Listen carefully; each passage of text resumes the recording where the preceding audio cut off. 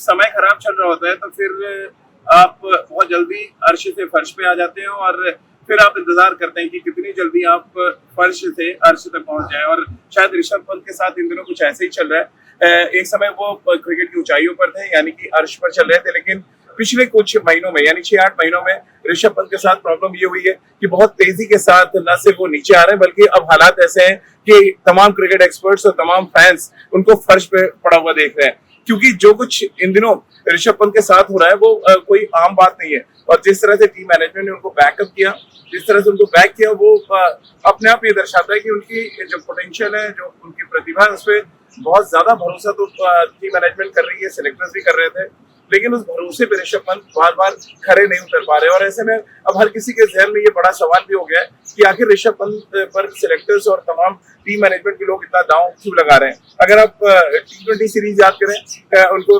लगातार 2 matches open कराया गया, दोनों मैच में वो फेल रहे।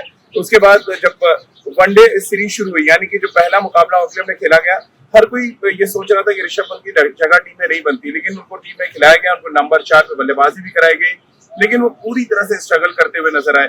और जब एक बल्लेबाज लगातार स्ट्रगल कर रहा होता है, यानी T20 फॉर्मेट में जिस तरह वो स्ट्रगल कर रहे थे, तो उससे इस बात के संकेत जरूर मिल गए थे कि हो सकता है कि वनडे सीरीज उनको बाहर किया जाए। लेकिन अगर टीम मैनेजमेंट ने उनको खिलाया और उनको नंबर 4 पे बल्लेबाजी कराई गई, तो उससे उम्मीद भी की जा रही थी कि वो उस खोए हुए फॉर्म को वो हासिल करेंगे, जो फॉर्म हमने इंग्लैंड में देखा था या जो फॉर्म हमने टेस्ट क्रिकेट में ऋषभ पंत का देखा है। लेकिन अफसोस ऐसा नहीं हो पा रहे हैं, और जब रन आपसे नहीं बनते तो फिर आपको क्रिटिसाइज किया जाता है। सोशल मीडिया पे कई तरह के सवाल भी खड़े किए जा रहे हैं और ऋषभ पंत को जवाब देना पड़ेगा, अपने बल्ले से जवाब देना पड़ेगा। और क्योंकि वो घड़ियों के बहुत शौकीन है, तो एक ऐसी घड़ी भी उनको ढूंढनी पड़ेगी जो उनको वापस उस जोन में ले जाए जहां पर वो हमेशा रन बनाते रहे। क्योंकि जिस अंदाज में ऋषभ पंत बैटिंग कर रहे हैं, सवाल उस पर खड़े हो रहे हैं, जिस अप्रोच के साथ वो बैटिंग कर रहे हैं, सवाल उस पर खड़े हो रहे हैं। उनके पोटेंशियल है, उनकी प्रतिभा पे कोई सवाल नहीं खड़े कर रहा है।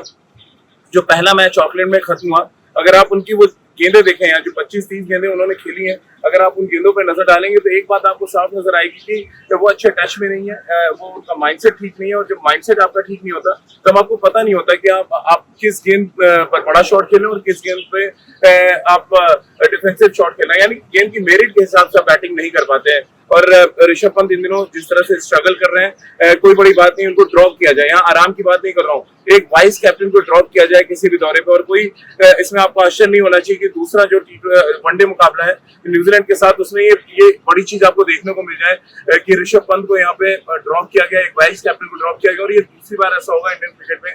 बहुत पहले अजिंक्य रहाणे को ड्रॉप किया गया था ऑस्ट्रेलिया में, और अब शायद न्यूजीलैंड में ऐसा हो जब ऋषभ पंत को ड्रॉप किया जाए और उनकी जगह एक 6 बॉलिंग ऑप्शन खिलाया जाए। क्योंकि जब as a batsman Rishabh Pant कोई कंट्रीब्यूशन नहीं कर पा रहे और आपके पास ऑप्शन है कि संजू सैमसन वहां पे कीपिंग कर सकते हैं, तो फिर हम ऋषभ पंत को क्यों यहाँ पर कैरी करेंगे और एक ऐसे खिलाड़ी को बार बार हम क्यों परसिस्ट करेंगे जो रन नहीं बना पा रहे और टीम पे बोझ बनते जा रहे हैं। अब तो इन दिनों सोशल मीडिया में ये भी कहा जाने लगा है कि पंत पनौती बन चुके हैं और बहुत जल्दी उनकी जगह पर से कटौती हो सकती है।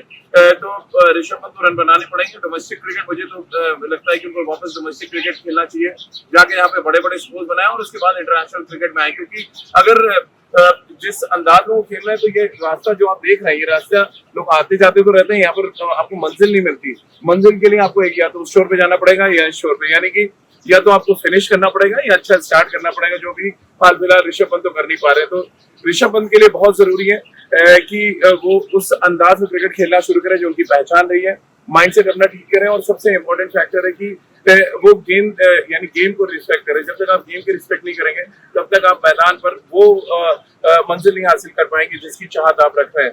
तमाम फैंस होते निराश हैं, तमाम क्रिकेट एक्सपर्ट्स होते निराश हैं, और जाहिर सी बात है जब निराशा इस कदर होती है तो फिर आपको ट्रोल किया जाएगा। और इस समय शायद इंडियन क्रिकेट में सबसे ज्यादा ट्रोल ऋषभ पंत हो रहा है।